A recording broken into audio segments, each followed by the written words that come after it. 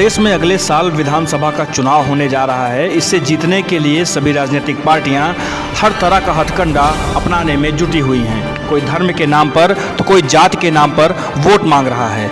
Baspa supremo Mayawati को भी 14 साल बाद ब्राह्मणों की याद आ गई है। इससे पहले 2007 में मायावती ने ब्राह्मण दलित की सोशल इंजीनियरिंग की थी। तब ब्राह्मणों ने मायावती को दिल खोलकर वोट दिया था और उन्हें मुख्यमंत्री की कुर्सी तक पहुंचा दिया था। यूपी की सियासत में ये दूसरी बार था जब ब्राह्मणों ने परंपरागत पार्टी कांग्रेस और बीजेपी को छोड़कर किसी तीसरी पार्टी को एकजुट होकर वोट दिया हो। वहीं बात करते हैं बसपा प्रमुख मायावती की, तो बसपा प्रमुख मायावती ने इस बार ब्राह्मणों को पार्टी से जोड़ने का जिम्मा राष्ट्रीय महासचिव और राज्यसभा सांसद सतीश मिश्रा को दिया है।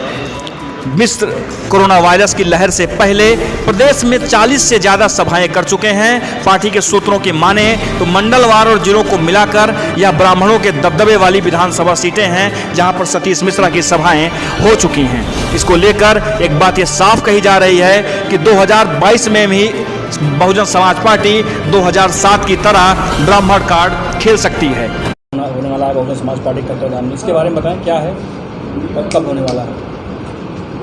28 जुलाई 2021 को प्रातः 11 बजे से कार्यक्रम की शुरुआत होगी। आनंद आश्रम, रामनगर, रानीगंज, प्रतापगढ़ में। इस प्रबुद्ध वर्ग की संगोष्ठी को माननीय राष्ट्रीय अध्यक्ष हमारे राष्ट्रीय महासचिव श्री सतीश चंद्र मिश्रा साहब इसको संबोधित करेंगे। और ये हमारी संगोष्ठी है, ये पूरे प्रदेश में हमारे माननीय राष्ट्रीय महासचिव साहब कर रहे हैं। और अभी शुरुआत इसकी अयोध्या से हुई है। बहुत विशाल एक संगोष्ठी थी वहाँ। उसी प्रारूप पे, उसी हिसाब से हम सब लोग हर जिले में इसको करा रहे हैं। तो ये जो कार्यक्रम होने वाला है, क्या आप ये कह सकते हैं कि इलेक्शन के पहले की तैयारी है ये बसपा की? आप कह भी सकते हैं, लेकिन हमारा हमेशा से ये मानना रहा है हमारी पार्टी का कि प्रबुद्ध वर्ग जिस तरह से आज की भाजपा में, इसके पहले जो सपा थी, इतना प्रताड़ित किया गया है कि मैं समझता हूँ कि उसको फिर से एक साथ बिठा के, एक साथ चलकर, एक साथ लेकर और समाज की संरचना करनी है। ये एक चुनावी सभा नहीं है, लेकिन चुनाव की रूपरेखा तो है ही। 2007 में 5 साल बाद जरूरत पड़ेगी ब्राह्मणों को एक करना है, आपने सही सवाल किया। 5 साल की बात नहीं है। इसके पहले चूँकि कोरोना का बड़ा प्रकोप था और हम लोग गाइडलाइन को मानने वाले लोग हैं, क्योंकि हम लोग अनुशासन में रहने वाले लोग हैं बहुजन समाज पार्टी के, इसलिए हमने सोचा कि किसी भी तरह से कोई भी संगोष्ठी करके या कोई भी सभा करके इसको आगे फैलाना नहीं है, इसलिए चुपचाप बैठना है। जैसे ही प्रकोप कोरोना का कम हुआ, हम लोगों ने अपना कार्यक्रम चालू कर दिया। 2007 में बहुजन समाज पार्टी ने एक इंजीनियरिंग की थी ब्राह्मण और दलित को इकट्ठा करके और सरकार बनाई थी। 2012 के बाद से बसपा लगातार सत्ता के बाहर है। 2012 के बाद से बसपा ने चुनाव लड़ा, लोकसभा का लड़ा, फिर विधानसभा 2017 का चुनाव हुआ, 14 का लोकसभा लड़ा, फिर 19 का लोकसभा लड़ा, लेकिन बसपा को ब्राह्मणों की याद नहीं है। 2022 में फिर से ब्राह्मणों को इकट्ठा करने का ये क्या चुनावी मुद्दा है, क्या कह सकते हैं इसको? आपने सही सवाल किया। ये ऐसी बात नहीं है। ब्राह्मण हमारे लिए हमेशा पूजनीय रहा है। ब्राह्मण ही क्या, जितने प्रबुद्ध वर्ग हैं, सारे समाज के सर्वजन हिताय, सर्वजन सुखाय की बात हम करते हैं। हम सबको साथ लेकर चलना चाहते हैं। लेकिन जो प्रबुद्ध वर्ग है, हमारी सरकार 7 से 12 के बाद उसको लगा कि कहीं ऐसा तो नहीं कि बहुजन समाज पार्टी के बाद भी हमको कुछ और मिल सकता है। इस परिप्रेक्ष्य में वो हमसे थोड़ा सा अलग हुआ था, जिसकी वजह से हम सरकार में नहीं आए। लेकिन उसने 12 से 17 और 17 से अब तक दोनों सरकारों को देख लिया, समाजवादी पार्टी को भी, भारतीय जनता पार्टी को भी। अब देखने के बाद उसका मन उब गया है, इतना उसका शोषण हो गया है, इतना उसके साथ अत्याचार किया जा रहा है, इतना क्राइम बढ़ गया है, इतनी महंगाई बढ़ गई है कि अब वो बिल्कुल इस बात पे तय कर लिया है कि अब मुझे 7 से 12 में जैसे मैं बहुजन समाज पार्टी के साथ था, वैसे ही बहुजन समाज पार्टी के साथ मुझे आना चाहिए, और आ रहा है। और ये छोटे छोटे सम्मेलन करके हम लोग उनको बता रहे हैं, वो लोग हमारे साथ इकट्ठा हो रहे हैं और फिर हमारी सरकार बनने जा रही है। 2007 में बहुजन समाज पार्टी की सरकार बनी थी, तो इसमें कोई शक नहीं है। उस समय एक वो चला था कि माफियाओं के खिलाफ आपकी सरकार ने बड़ी कार्रवाई की, लेकिन जब इस समय लगातार अखिलेश यादव आवाज़ उठा रहे हैं कि भाजपा की सरकार में चुनिंदा लोगों के खिलाफ कार्रवाई हो रही है, जबकि एक जाति विशेष के जो माफिया हैं, जो अपराधी हैं, उनके खिलाफ कोई कार्रवाई नहीं हो रही, लेकिन मायावती का कोई बयान नहीं आ रहा है इसको लेकर के। क्या मायावती भाजपा की सीबीआई से डरी हुई हैं या फिर क्या हो सकता है? देखिए, डरने की कोई बात नहीं। हमारी राष्ट्रीय अध्यक्ष जो है, आपने उनका इतिहास पूरा देखा भी होगा, पढ़ा भी होगा, वो डरने वाली हमारी लड़ी नहीं।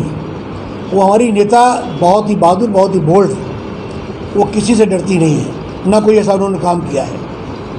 जहाँ तक बात अब समाजवादी पार्टी कर रहे हैं, समाजवादी पार्टी बोलती कुछ है, करती कुछ है। उसके समय में जब उसकी सरकार थी, चाहे इटावा रहा हो, चाहे कन्नौज रहा हो, चाहे मैनपुरी रही हो, आप उठाकर इतिहास देख लीजिए, जितना शोषण प्रबुद्ध वर्ग का हुआ और विशेषकर ब्राह्मण समाज का जितना कत्ल हुआ है, जितना मर्डर हुआ है, शायद उस बात को ब्राह्मण समाज या प्रबुद्ध वर्ग आज भी भूल नहीं पा रहा है। ये सवाल ही नहीं पैदा होता सपा का नाम लेने का। प्रबुद्ध वर्ग किसी भी तरीके से सपा में जाने वाला नहीं है। वो अगर जा रहा है या आएगा तो सिर्फ बहुजन समाज पार्टी के साथ आएगा और दोबारा सरकार बनने जा रहा है। आप भी ब्राह्मण नेता हैं, बहुजन समाज पार्टी के आप विधायक रहे हैं, 2007 में आप विधायक थे, ब्राह्मण नेता हैं, तो आपको क्या लगता है कि ब्राह्मण बसपा की ओर इतने दिनों बाद कितना आकर्षित होगा? ब्राह्मण आकर्षित होने का कारण है, ब्राह्मण ने देख लिया कि जिस बहुजन समाज पार्टी के साथ हमने कंधा से कंधा मिलाकर अपने दलित भाइयों के साथ एक मुहिम चलाई थी, उससे हमारी सरकार बनी। उसमें हमको हमारा सम्मान बढ़ा, हमारी प्रतिष्ठा बढ़ी, हमारा पद बढ़ा, और हर ज़िले में ब्राह्मण अधिकारी था, चाहे वो किसी भी रूप में रहा हो, चाहे कलेक्टर रहा हो, चाहे कप्तान रहा हो, चाहे सीडीओ रहा हो, चाहे सीएमओ रहा हो, किसी न किसी बड़े पद पर 75 जिलों में 52 जिलों पर था। आज वो जान गया है कि ये समाजवादी पार्टी, ये भारतीय जनता पार्टी सिर्फ ब्राह्मणों का शोषण करेगी, ब्राह्मण को वोट लेकर सरकार बनाएगी, लेकिन ब्राह्मण को कोई पूछेगा नहीं, हाँ सिर्फ ब्राह्मण का इनकाउंटर करेगी। इसलिए बेहतर यह है, अब ब्राह्मणों का मोह सबसे भंग हो गया है। अब ब्राह्मण ने सोच लिया है प्रबुद्ध वर्ग के साथ मिलकर, सारी जातियों के साथ मिलकर, दलित भाइयों के साथ मिलकर वो बहुजन समाज पार्टी में रहेगा।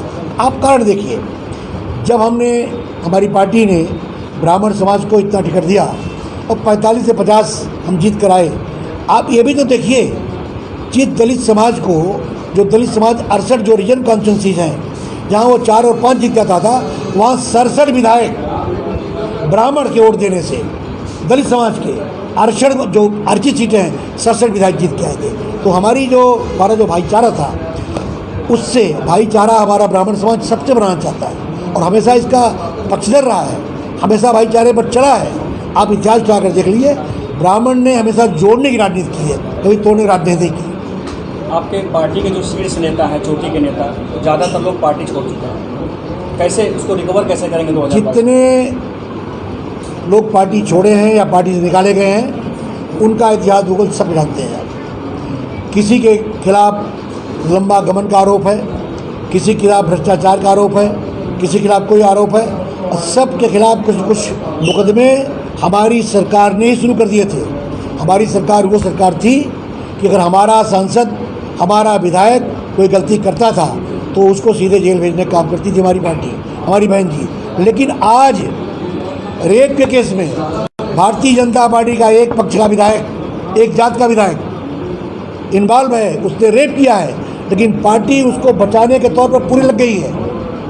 आज कोई ब्राह्मण नेता मारा जाता है, कोई ब्राह्मण लड़का मारा जाता है, तो 1, 2, 3 नेता भारतीय जनता पार्टी के ब्राह्मण उससे घर भेज दिए रहेंगे कि भाई देखो जो होना था हो गया, ये पैसा ले लो, ऐसा कर दो।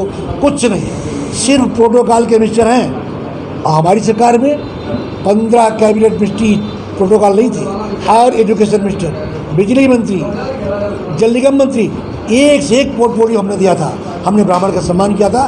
ब्राह्मण इस बात को जान गया है कि अगर हमारा सम्मान कहीं सुरक्षित है, हमारी कहीं प्रतिष्ठा और मर्यादा बढ़ेगी, तो सिर्फ बहुजन समाज पार्टी में बहन कुमारी मायावती जी के नेतृत्व में नीले झंडे के निशान पर।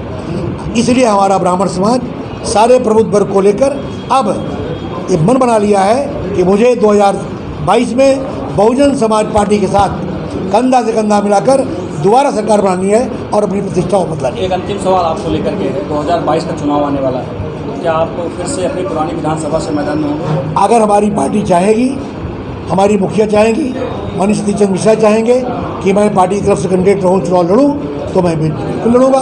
हमारी पार्टी जो मुझसे चाहेगी वो मैं करूँगा। मैं पार्टी की सेवा करता हूँ।